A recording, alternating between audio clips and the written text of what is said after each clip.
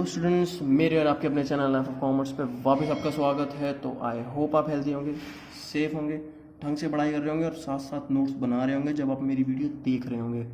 Because notes banana one of the most important thing है और उससे काफ़ी ज़्यादा एफिशिएंसी आपकी ही बढ़ेगी नोट्स बनाने से। तो वीडियो को स्टार्ट करने से पहले मैं बताना चाहूँगा कि मैं फॉरेन एक्सचेंज मार्केट को ऑलमोस्ट कंप्लीट कर चुका हूँ। ये लास्ट वीडियो है। इस वीडियो के बाद मैं ऑल इंडिया के लेवल के क्वेश्चंस लाऊंगा फॉरेन एक्सचेंज मार्केट के, और गवर्नमेंट बजट भी करवा चुका हूँ तो उसके भी ऑल इंडिया लेवल के क्वेश्चंस लाऊंगा मैं, 1 मार्क क्वेश्चंस, जो कि आपके लिए वेरी वेरी हेल्पफुल रहने वाले हैं। तो आई होप आपको ये वाली वीडियो पसंद आए और आप आगे भी वीडियोस देखें, और अगर आप नए हैं मेरे चैनल पर तो आप बाकी सारी वीडियोस भी जाकर देखें। और एक और चीज़ कहना चाहूँगा कि अगर मेरी आपको वीडियो पसंद आए तो लाइक करिएगा वीडियोस को, चैनल को सब्सक्राइब करिएगा, अपने दोस्तों से शेयर भी कर दीजिएगा। तो इसके साथ हम बात करते हैं सबसे पहले determination of foreign exchange rate, determination of exchange rate in a free market. Exchange rate क्या है, यहाँ पे एक्सचेंज रेट मानो फॉरेन एक्सचेंज रेट ही है।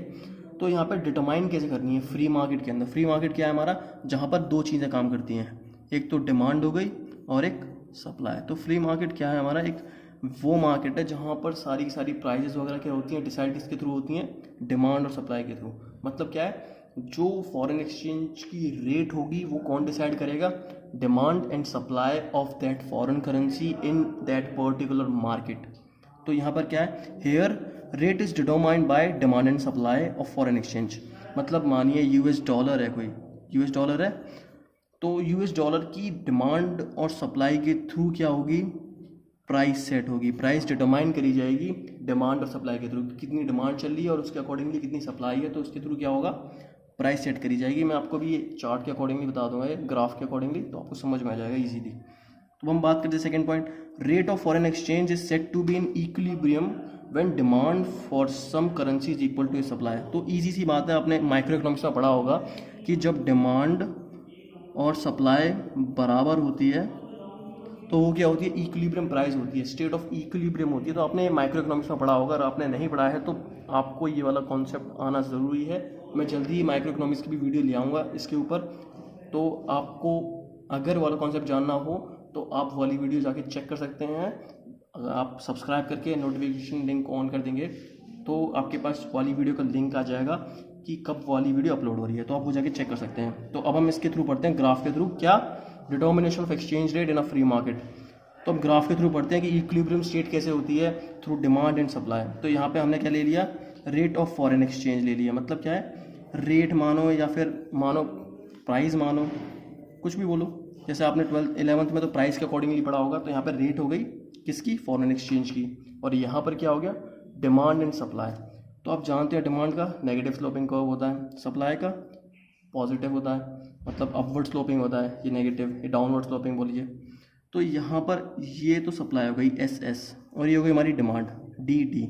तो ये वाला जो पॉइंट है जहाँ पर क्या हो रहा है, डिमांड क्या है, इक्वल है सप्लाई के लिए, सप्लाई के, तो वो वाली सिचुएशन क्या है हमारी, तो वो वाली सिचुएशन क्या हो जाएगी हमारी, वो हो जाएगी हमारी equilibrium situation. Because equilibrium is that state where demand is equal to what, is equal to supply. तो यहाँ पर डी मतलब डिमांड कर्व और एस मतलब सप्लाई कर्व जो है वो क्या है, इक्वल है इस पॉइंट पे, बिल्कुल ये बिल्कुल सेम है। तो ये वाली सिचुएशन कौन सी हो गई हमारी, इक्विलिब्रियम की सिचुएशन हो गई। और यही वो सिचुएशन हो गई जहाँ पर हमारी क्या होगी, rate of foreign exchange set होगी।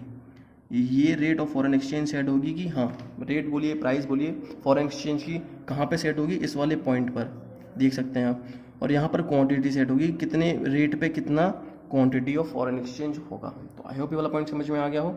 अब हम पढ़ेंगे कि अगर डिमांड या फिर अगर सप्लाई में चेंज आ गया तो उसके थ्रू क्या होगा, उसके through rate of foreign exchange पे क्या अंतर आएगा, तो हम पढ़ेंगे अब। तो अब हम बात करते हैं चेंजेस इन एक्सचेंज रेट। वही एक्सचेंज रेट में चेंज कैसे आएगा, चेंज कैसे आएगा, जब डिमांड बढ़ेगी या घटेगी, या सप्लाई बढ़ेगी या घटेगी, तब आएगा क्या, चेंज आएगा इन एक्सचेंज रेट। तो changes in exchange rate under flexible and manage floating. तो यहाँ पे आप देख सकते हैं, अगर आपने पहली वीडियोस देखी है मेरी, तो यहाँ पे एक मार्केट की बात नहीं करी गई, वो कौन सा है, fixed market, fixed rate of exchange की बात नहीं करी गई, सॉरी मार्केट नहीं, फिक्स्ड रेट ऑफ एक्सचेंज की बात नहीं करी गई। क्यों, क्योंकि वो गवर्नमेंट के अंडर रहता है, वो गवर्नमेंट चूज़ करती है कि क्या उसकी रेट होनी चाहिए फॉरेन एक्सचेंज की। तो यहाँ पर हम क्या कर रहे हैं, फ्लेक्सिबल और मैनेज फ्लोटिंग सिर्फ इन दोनों की बात कर रहे हैं। तो इसके अंदर हम देखेंगे कि एक्सचेंज रेट में चेंज कैसे आता है। तो हम बात करते हैं करेंसी का डेप्रिसिएशन। ओके, ये वाली सिचुएशन क्या होती है, ये वाली सिचुएशन वो है कि डिमांड क्या है हमारी, बढ़ गई, और सप्लाई क्या है, वही रही, बिल्कुल सेम रही। डिमांड क्या हो गई, बढ़ गई, सप्लाई क्या हो गई, सेम रही। डिमांड प्राइस के चक्कर में नहीं बढ़ रही तो क्या होगा, राइटवर्ड शिफ्ट होगा, लेफ्टवर्ड शिफ्ट नहीं, राइटवर्ड शिफ्ट होगा।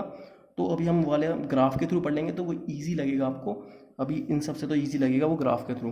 तो यहाँ पर क्या है, इफ़ डिमांड इंक्रीजेस मतलब राइटवर्ड शिफ्ट आएगा और supply remain same, the exchange rate will rise. Rise कैसे होगी मैं भी आपको ग्राफ के थ्रू बता दूंगा। तो यहाँ पर ये क्या है हमारा पॉइंट, ये वाला पॉइंट हमारा इंपॉर्टेंट है। ये कह रहा है कि डोमेस्टिक करेंसी जो है ना वो क्या हो जाएगी, रिलेटिवली लेस वैल्यूएबल हो जाएगी जिस हम फॉरेन करेंसी के थ्रू उसको चेक कर रहे हैं। ओके, तो हम इस वाले ग्राफ के थ्रू पढ़ते हैं। तो ये क्या कह रहा है, मानिए अब हमारा अभी जैसे मैंने बात करी कि डिमांड बढ़ गई, हमारी डिमांड बढ़ गई मतलब D1 से लेकर D से लेकर D1 पहुंच गई, D से लेकर D1, और सप्लाई क्या रही, सेम रही, मैं लिखना भूल गया था, सप्लाई क्या रही, सेम रही, और D से लेकर D1 पहुंच गई हमारी डिमांड। राइटवर्ड शिफ्ट देख सकते हैं आप, राइटवर्ड शिफ्ट आया है। तो यहाँ पर इसकी वजह से रेट ऑफ फॉरेन एक्सचेंज में क्या अंतर आया, रेट ऑफ एक्सचेंज में क्या अंतर आया, वो बढ़ गई। क्यों, पहले हमारी इक्विलिब्रियम स्टेट यहाँ थी क्योंकि यहाँ पर डिमांड और सप्लाई चेक बिल्कुल सेम थी, बट यहाँ पे सप्लाई तो सेम रही बट डिमांड बढ़ गई। तो इक्विलिब्रियम बाद में स्टेट कौन सी आ गई हमारी, यहाँ हो गई। तो ये इक्विलिब्रियम इन इनिशियल स्टेज थी और ये इक्विलिब्रियम इन न्यू स्टेज है, ये वाली E1। तो यहाँ पे आप देख सकते हैं कि यहाँ पर रेट ऑफ फॉरेन एक्सचेंज में अंतर आया है, यहाँ से लेकर यहाँ तक का। रेट ऑफ फॉरेन एक्सचेंज पहले R थी, फिर R1 हो गई है, पहले क्वांटिटी Q थी और फिर Q1 हो गई है। अगर आपने माइक्रो इकोनॉमिक्स में ग्राफ वगैरह के बारे में सही से जाना होगा तो ये तो आपके लिए बहुत बहुत ईजी रहेगा समझना। तो हम बात करते हैं कि effect of depreciation of currency से होता क्या है। तो ये होता क्या है, डेप्रिसिएशन कब कब किस किस सिचुएशन में होता है वो हम बात करेंगे इसमें। तो अब मानिए आपने एक्सपोर्ट बढ़ा दिया, अपनी कंट्री आपकी हमारी इंडिया है, उसमें से हमने एक्सपोर्ट बढ़ा दिया, बाहर सामान भेजने लगे, तो बाहर से हमें फॉरेन एक्सचेंज पैसा ज़्यादा आएगा। ओके, गवर्नमेंट के पास ज़्यादा बाहर की करेंसीज का पैसा रहेगा, तो उसकी वजह से क्या होगा, हमारे पास सप्लाई ज़्यादा हो जाएगी और डिमांड वही रह जाएगी। मतलब डिमांड तो मार्केट में सेम चल रही है, हमारे पास सप्लाई ज़्यादा हो गई। ओके, और उसके बाद अगर उसकी मार्केट में डिमांड बढ़ी तो हम उसको प्रॉफिट में बेच सकते हैं, या फिर हमने इम्पोर्ट को कम करना स्टार्ट कर दिया, वही सिचुएशन हो गई, एक्सपोर्ट बढ़ गया या फिर इम्पोर्ट कम कर दो, दोनों की सिचुएशन सेम ही रहेगी। तो यहाँ पे इसकी वजह से क्या होता है, डेप्रिसिएशन होता है करेंसी पे। तो यहाँ पर क्या होगा, यहाँ पर जो हमारी वाली करेंसी है उसकी रेट क्या हो जाएगी, लेस वैल्यूबल हो जाएगी। मतलब अगर मान लीजिए पहले हमारी 80 थी तो अब अराउंड 90 हो जाएगी, क्योंकि वो क्या है, नहीं सॉरी 80 थी तो 80 ही रहेगी, बट जो फॉरेन एक्सचेंज की जिससे हम चेक कर रहे हैं वो बढ़ जाएगी, तो यहाँ का बीच का मार्जिन जो है ना वो बढ़ जाएगा। तो आई होप ये वाला पॉइंट समझ में आ गया हो आपको। अब हम बात करेंगे करेंसी एप्रिसिएशन की बात। तो यहाँ पर करेंसी डेप्रिसिएशन था, उससे बिल्कुल जस्ट उल्टा है करेंसी एप्रिसिएशन। तो यहाँ पर क्या है, सप्लाई क्या हो गई, बढ़ गई, मान लीजिए सप्लाई बढ़ गई हमारी और डिमांड क्या रही, सेम रही बिल्कुल। तो एक्सचेंज रेट क्या हो गई, फॉल हो गई। ओके, अब हम इस ग्राफ के थ्रू पढ़ते हैं कि क्यों होगा ऐसा। तो ये रहा हमारा पॉइंट। तो यहाँ पे हमारी सप्लाई क्या है, सॉरी डिमांड क्या है, बिल्कुल सेम रही है DD, बट सप्लाई क्या है हमारी बढ़ गई, राइटवर्ड शिफ्ट आ गया, आप देख सकते हैं सप्लाई में। तो उसकी वजह से क्या हो गई, हमारी एक्सचेंज रेट विल फॉल। तो पहले R थी फिर R1 हो गई, नीचे आ गई, पहले यहाँ थी अब यहाँ हो गई, पहले यहाँ थी अब यहाँ आ गई है। तो उसकी वजह से Q क्या हो गई हमारी, वो भी बढ़ गई है। ये हमारी रेट कम हो गई तो क्या हो जाएगी, उसकी क्वांटिटी बढ़ जाएगी। तो ये वाली चीज़ आपको समझ में आ गई हो आई होप। तो अब हम बात करते हैं इसकी कि जो एप्रिसिएशन होगा उससे क्या असर पड़ता है, वो एक्चुअली में होता है क्यों एप्रिसिएशन। तो यहाँ पर क्यों होता है एप्रिसिएशन की, एक्सपोर्ट क्या हमारा गिर गया, मान लीजिए हम एक्सपोर्ट कम कर दिया हमने, तो उसकी वजह से क्या आ जाएगा, करेंसी एप्रिसिएशन हो जाएगा। या फिर इम्पोर्ट हमने क्या कर दिया, बढ़ा दिया, तो उसकी वजह से क्या हो जाएगा, करेंसी एप्रिसिएशन हो जाएगा। तो आई होप ये वाले पॉइंट समझ में आ गए हो। ये वाला पॉइंट रह गया, मैं आपको ये वाला भी समझा दे रहा हूँ। The fall in exchange rate implies in appreciation in domestic currency. मतलब एक्सचेंज रेट में क्या हो गया, जब फॉल आ गया तो उसकी वजह से क्या हो गया, हमारी जो डोमेस्टिक करेंसी है, जो हमारी इंडियन रुपीज़ होगा, उसमें क्या हो जाएगा, एप्रिसिएशन हो जाएगा। तो आई होप आपको समझ में आ गया हो। अगर कोई भी दिक्कत हो, कोई भी प्रॉब्लम हो, कोई भी इश्यू, कोई भी क्वेरी, आप कमेंट बॉक्स यूज़ करिए, बताइए। अगर कोई भी टॉपिक नहीं समझ में आएगा तो आप मेरे टेलीग्राम लिंक चैनल को है जो, उसको भी आप ज्वाइन कर सकते हैं, वहाँ पे पूछ सकते हैं। वहाँ पे मैं पर्सनली इंटरेक्ट करके खुद आपको बता दूंगा कि ऐसा क्यों हुआ। तो इसी के साथ मैं वीडियो को ख़त्म करता हूँ।